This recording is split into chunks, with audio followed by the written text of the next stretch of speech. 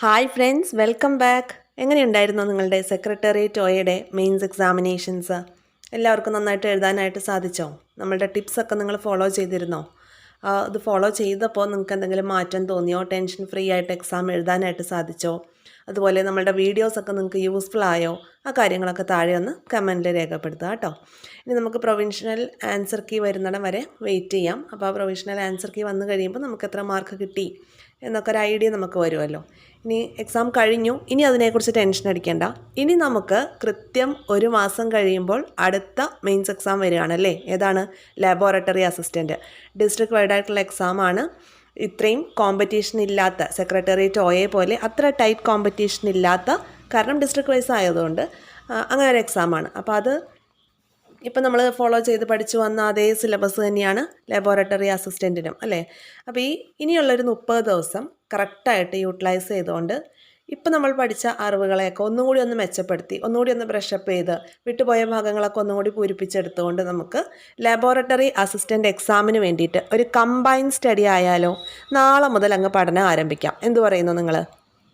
നമ്മൾ സെക്രട്ടേറിയറ്റ് ഒയ്ക്ക് ഒക്കെ പഠിച്ചതുപോലെ തന്നെ English, Malayalam, maths, current affairs, ഈ 4 ടോപ്പിക്ക് കവർ ചെയ്യുമ്പോൾ 50 മാർക്സ് നമുക്ക് ലഭിക്കും. അതോടൊപ്പം ഹോട്ട് ടോപ്പിക്സ്, ഇനി 30 ഡേയ്സാണ് നമ്മുടെ മുന്നിലുള്ളത്. അപ്പോൾ ഈ സിലബസ് കംപ്ലീറ്റ് ആയിട്ട് ഒരു കവറേജ് അങ്ങനെ അത് നമുക്ക് എന്തായാലും സാധ്യമല്ല.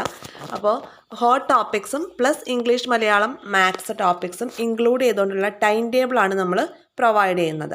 അപ്പോൾ ഈ ടൈം ടേബിൾ ഡെയിലി നിങ്ങൾക്ക് തലേ ദിവസം അങ്ങ് തരാം. എന്നാലല്ലേ നമുക്കത് പിറ്റേ ദിവസം, പലരും പല സമയത്ത് എഴുന്നേൽക്കുന്നവരായിരിക്കും, കാലത്ത് നേരത്തെ എഴുന്നേറ്റ് പഠിക്കുന്നവർക്കൊക്കെ അത് അങ്ങനെ തന്നാലാണ് യൂസ്ഫുൾ ആവുകയുള്ളൂ കുറച്ചുകൂടി അല്ലേ. അപ്പോൾ ആ രീതിയിൽ നമുക്ക് തലേ ദിവസം ഒരു രാത്രി 8 മണി 8:30 കൂടിയിട്ട് നിങ്ങൾക്ക് ടൈം ടേബിൾ അവൈലബിൾ ആവുന്ന രീതിയിലായിരിക്കും സെറ്റ് ചെയ്യുന്നത്. അപ്പോൾ ഡേ 1 to ഡേ 30 വരെയുള്ള ടൈം ടേബിൾ അങ്ങനെ തലേ ദിവസം രാത്രി 8 മണി അല്ലെങ്കിൽ 8:30 ആ സമയത്തിനുള്ളിൽ നിങ്ങൾക്ക് അവൈലബിൾ ആയിരിക്കും. അപ്പോൾ നിങ്ങൾ പഠിക്കാൻ റെഡി ആയിട്ട് ഇരിക്കുക. റെഡി ആണല്ലോ അല്ലേ? നമ്മളുടെ ടൈം ടേബിളിൻ്റെ പ്രത്യേകത എന്ന് പറയുന്നത് English, Malayalam, maths, current affairs daily ഈ 4 ടോപ്പിക്ക് നിർബന്ധമായിട്ട് നമ്മൾ പഠിക്കണം. അതോടൊപ്പം ഹോട്ട് ടോപ്പിക്സ് എന്ന് പറയുമ്പോൾ അതിൽ നമ്മൾ കവർ ചെയ്ത് എന്തായാലും പഠിച്ചു പോകേണ്ട രീതിയിലുള്ള SCERT ലെസൺസും പിന്നെ PYQs ആയിട്ട് വന്നിട്ടുള്ള ഏരിയാസുമാണ് നമ്മൾ പഠിച്ചു തീർക്കുന്നത്. ഓക്കെ, ക്ലിയർ ആണല്ലോ? അപ്പോൾ ടൈം ടേബിൾ ലഭിക്കാൻ വേണ്ടിയിട്ട് നമ്മുടെ ചാനൽ ഒന്ന് സബ്സ്ക്രൈബ് ചെയ്ത് വെക്കുക. സബ്സ്ക്രൈബ് ചെയ്തതിന് ശേഷം അതിനോട് ചേർന്നുള്ള ബെൽ ഐക്കൺ കൂടി ഇനേബിൾ ചെയ്ത് ഓൾ എന്ന ഓപ്ഷൻ പ്രസ് ചെയ്യുക. അപ്പോൾ നമുക്ക് നോട്ടിഫിക്കേഷൻ ആ കറക്റ്റ് സമയത്ത് നിങ്ങളിലേക്ക് എത്തും. ടൈം ടേബിൾ കിട്ടിക്കഴിയുമ്പോൾ നിങ്ങളൊരു ടു ഡു ലിസ്റ്റ് പോലെ അത് ചെയ്ത് വെക്കുക. എന്നിട്ട് കവർ ചെയ്ത ടോപ്പിക്ക് ടിക്കറ്റ് പോവാം. അല്ലെങ്കിൽ നമ്മളുടെ സിലബസ് കോപ്പി എടുത്തിട്ട് അതിലാണ് ചെയ്യുന്നതെങ്കിൽ അങ്ങനെ ആയാലും മതി. അപ്പോൾ മാത്സ് ഞാൻ ഫോളോ ചെയ്യുന്നത് ജെറിൻ സാറിൻ്റെ ക്ലാസ്സുകളാണ്. അപ്പോൾ മാത്സ് ആ രീതിയിലാണ് പഠിക്കുന്നത്. നിങ്ങളുടെ കയ്യിലുള്ള സോഴ്സുകൾ ഏതാണോ അത് നിങ്ങൾ കംപ്ലീറ്റ് ആയിട്ട് യൂട്ടിലൈസ് ചെയ്ത് പഠിക്കുക. പിന്നെ നമ്മൾ ടൈം ടേബിൾ തരുമ്പോൾ ഇതിലുള്ള എല്ലാ ക്ലാസ്സുകളും വീഡിയോ ആയിട്ട് തരാനായിട്ട് സാധിക്കില്ല. നിങ്ങളെ പോലെ തന്നെ ഞാനും ഇതുപോലെ പഠിക്കുകയാണ്. അപ്പോൾ ഒരു വീഡിയോ ക്രിയേറ്റ് ചെയ്യാൻ നിങ്ങൾ കാണുന്ന 10 മിനിറ്റിൻ്റെ വീഡിയോ ആണെങ്കിൽ അത് ക്രിയേറ്റ് ചെയ്യാൻ വേണ്ടിയിട്ട് നമുക്കൊരു 1 മണിക്കൂർ 1.25 മണിക്കൂറോളം വേണം. അപ്പോൾ ഈ തരുന്ന ടൈം ടേബിളിൽ ഇൻക്ലൂഡ് ആക്കുന്ന എല്ലാ ടോപ്പിക്കും നമുക്ക് വീഡിയോ ആയിട്ട് ചെയ്യാനായിട്ട് സാധിക്കില്ല. കഴിയുന്ന ദിവസങ്ങളിലെല്ലാം ഏതെങ്കിലും ഒരു ടോപ്പിക്കിൻ്റെ വീഡിയോ നിങ്ങളിലേക്ക് എത്തിക്കാനായിട്ട് ഞാൻ മാക്സിമം ശ്രമിക്കാം. ഓക്കെ, അപ്പോൾ എന്തായാലും ഈ ഒരു ടൈം ടേബിൾ ഫോളോ ചെയ്ത് പോവുക. കറക്റ്റ് 30 ഡേയ്സ് കൊണ്ട് നമ്മൾക്ക് ഒരു 75 to 80 മാർക്സ് സ്കോർ ചെയ്യാൻ ഉതകുന്ന രീതിയിലുള്ള ടൈം ടേബിൾ തന്നെയാണ് നമ്മളിതിൽ തരുന്നത്. Okay, maths, English, Malayalam, current affairs നിർബന്ധമായിട്ടും പഠിക്കുക. അതിനുശേഷം ഹോട്ട് ടോപ്പിക്കിലേക്ക് വരിക. ആ രീതിയിലായിരിക്കണം നിങ്ങളുടെ പഠനം പോകുന്നത്. ഓക്കെ, ക്ലിയർ ആണെന്ന് വിശ്വസിക്കുന്നു. പിന്നെ കറണ്ട് അഫയേഴ്സ് പഠിക്കുമ്പം ഏറ്റവും കൂടുതൽ നിങ്ങൾ ഫോളോ ചെയ്യേണ്ടത് PSC ബുള്ളറ്റിനാണ്. PSC ബുള്ളറ്റിൻ്റെ ക്ലാസ്സുകളൊക്കെ നമുക്ക് യൂട്യൂബിൽ അവൈലബിൾ ആണ്. PSC ബുള്ളറ്റിൻ എന്ന് പറയുമ്പോൾ ഓരോ 15 ഡേയ്സ് കൂടുമ്പോഴാണ് നമുക്ക് അവൈലബിൾ ആവുന്നത്. അതായത് ഫോർ എക്സാമ്പിൾ 2025 ജാനുവരി മന്ത് എടുക്കുകയാണെങ്കിൽ അതിൽ 2 PSC ബുള്ളറ്റിനായിരിക്കും നമുക്ക് അവൈലബിൾ. ഓക്കെ, 15 ഡേയ്സ് കൂടുമ്പോഴാണ് അവർ ഈ PSC ബുള്ളറ്റിൻ പബ്ലിഷ് ചെയ്യുന്നത്. അപ്പോൾ അങ്ങനെ 2 വോളിയം ഉണ്ടായിരിക്കും ഒരു മന്തിൽ. അത് ഓർത്ത് വയ്ക്കുക, അത് പഠിക്കുക. ഓക്കെ, അപ്പോൾ ജാനുവരി മന്ത് കവർ ചെയ്യാൻ പറയുമ്പോൾ നിങ്ങൾ ഈ 2 PDF PSC ബുള്ളറ്റിൻ്റെ 2 ഫയലുകളും പഠിച്ചിരിക്കണം. ഓക്കെ, അപ്പോൾ നമുക്ക് യൂട്യൂബിലൊക്കെ ക്ലാസ്സുകൾ അവൈലബിൾ ആണ് PSC ബുള്ളറ്റിൻ്റെ. അപ്പോൾ നിങ്ങൾ ഒരു ക്ലാസ് കണ്ട് അവസാനിപ്പിക്കാതെ മറ്റു ക്ലാസ്സിനോട് സെർച്ച് ചെയ്യണമെന്നാണ് ഞാൻ ഈ പറഞ്ഞു വന്നത്. ഇനി എത്ര മണിക്കൂർ പഠിക്കണം? ഞാൻ ടൈം ടേബിൾ ഇടുമ്പോൾ അയ്യോ ഇത് തീരില്ലല്ലോ എന്ന് പറഞ്ഞിട്ട് കാര്യം, നമ്മളൊരു ക്രാഷ് കോഴ്സിൽ നമുക്ക് കിട്ടുന്ന ടൈം ടേബിളുകൾ എങ്ങനെയാണ്? കുറച്ചധികം നമുക്ക് പഠിക്കാനുണ്ടായിരിക്കും. ഈ 30 ഡേയ്സ് കൊണ്ട് നമുക്കിത് കവർ ചെയ്ത് എത്തണം അല്ലേ? അപ്പോൾ കുറച്ചധികം നമുക്ക് പഠിക്കാനുണ്ടായിരിക്കും. ഇത്ര സമയം പഠിക്കണമെന്നില്ല. നിങ്ങൾക്ക് മാക്സിമം എത്ര സമയം പഠിക്കാൻ പറ്റുമോ അത്രയും സമയം, അതാണ് ഇതിലേക്ക് വേണ്ടത്. ഓക്കെ, അപ്പോൾ ചില വീട്ടമ്മമാരുണ്ടായിരിക്കും, ജോലിക്ക് പോയിട്ട് വന്ന് പഠിക്കുന്നവരുണ്ടായിരിക്കും, ഇനി ഇതിന് വേണ്ടി PSC മാത്രം എന്ന് പറഞ്ഞ് ഫുൾ ടൈം പഠനത്തിന് വേണ്ടി ഇരിക്കുന്നവരുണ്ടായിരിക്കും. നിങ്ങൾക്ക് എത്ര സമയം സ്പെൻഡ് ചെയ്യാൻ പറ്റുമോ അതിൻ്റെ മാക്സിമം ആണ് നിങ്ങൾ പഠിക്കേണ്ടത്. ഓക്കെ, അപ്പോൾ ടൈം ടേബിളിലേക്ക് വരാം. ഇതാണ് നാളത്തേക്കുള്ള നമ്മുടെ ടൈം ടേബിൾ. SCERT ടെക്സ്റ്റ് ബുക്കിൽ കൂടി നമ്മൾ ഇൻക്ലൂഡ് ചെയ്ത് പഠിക്കേണ്ട ആ പോർഷൻസും കൂടി വെച്ചിട്ടാണ് ടൈം ടേബിൾ സെറ്റ് ചെയ്തിട്ടുള്ളത്. അപ്പോൾ ഓരോ ദിവസത്തെ ഹോട്ട് ടോപ്പിക്കിൽ നിങ്ങൾ SCERT കൂടി ഇൻക്ലൂഡ് ആക്കി പഠിക്കുന്നത് നന്നായിരിക്കും. അപ്പോൾ ഡേ 1 ടൈം ടേബിൾ നമുക്ക് നോക്കാം. ഏറ്റവും ആദ്യം മാത്സ്, സംഖ്യകളും അടിസ്ഥാന ക്രിയകളും അത് നിങ്ങൾ ഈ ഫസ്റ്റ് ഡേ കൊണ്ട് തന്നെ തീർക്കണം. അടുത്തത് ഇംഗ്ലീഷിലേക്ക് വരുമ്പോൾ ക്വസ്റ്റ്യൻ ടാഗ് പ്ലസ് PYQ എന്നാണ് ഉദ്ദേശിച്ചത്. എന്ന് വെച്ചാൽ ക്വസ്റ്റ്യൻ ടാഗിൻ്റെ മാത്രം PYQ നിങ്ങൾക്ക് അവൈലബിൾ ആവുകയാണെങ്കിൽ ഏറ്റവും നല്ല കാര്യം. അതല്ല എന്നുണ്ടെങ്കിൽ അതിൻ്റെ കൂടെ 1-2 PSC എക്സാമുകളുടെ 10 വീതം ചോദ്യങ്ങളാണല്ലോ ഉണ്ടാവുക. 1-2 PSC എക്സാമുകളുടെ ക്വസ്റ്റ്യൻ പേപ്പേഴ്സ് ഇംഗ്ലീഷ് നിങ്ങൾ വർക്കൗട്ട് ചെയ്യുക. അതുപോലെ തന്നെ മലയാളം ശൈലികൾ പ്ലസ് PYQ എന്ന് പറയുമ്പോൾ ശൈലികളുടെ മാത്രമായിട്ടുള്ള PYQ നിങ്ങൾക്ക് അവൈലബിൾ ആണെങ്കിൽ അങ്ങനെ പഠിക്കുക. അതല്ലാന്നുണ്ടെങ്കിൽ 1-2 മലയാളം PYQ എടുത്തു വെച്ചിട്ട് എക്സാമിൻ്റെ PSC എക്സാമിൻ്റെ PYQ എടുത്തു വെച്ച് സോൾവ് ചെയ്ത് പഠിക്കുക. ക്ലിയർ അല്ലേ?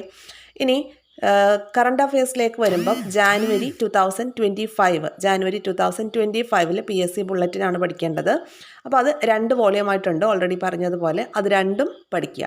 ഇംഗ്ലീഷും മലയാളവും കുറച്ച് സമയം കൊണ്ട് പഠിച്ച് തീർക്കാവുന്ന ടോപ്പിക്കാണ്. ഓൾറെഡി നമ്മളിതെല്ലാം പഠിച്ചിട്ടുള്ള കാര്യങ്ങളാണ്. നന്നായിട്ട് പഠിച്ചവർക്ക് നല്ല റിവിഷനായിരിക്കും. ഇനി കുറച്ചും കൂടി കാര്യങ്ങൾ പഠിച്ച് ചേർക്കണമെന്നുള്ളവർക്ക് അതിൻ്റേതായ സമയം കണ്ടെത്തി പഠിക്കുക. ഇനി നമ്മൾ ഹോട്ട് ടോപ്പിക്കിലേക്ക് വരുമ്പം കേരള ചരിത്രമാണ്. കേരള ചരിത്രം എന്ന് പറയുമ്പോൾ 1-2 ടോപ്പിക്കിൽ നമുക്ക് ഒതുക്കാൻ പറ്റില്ല. 30 ദിവസം കൊണ്ട് നമുക്കത് തീർക്കണം. അപ്പോൾ എങ്ങനെയാണ്?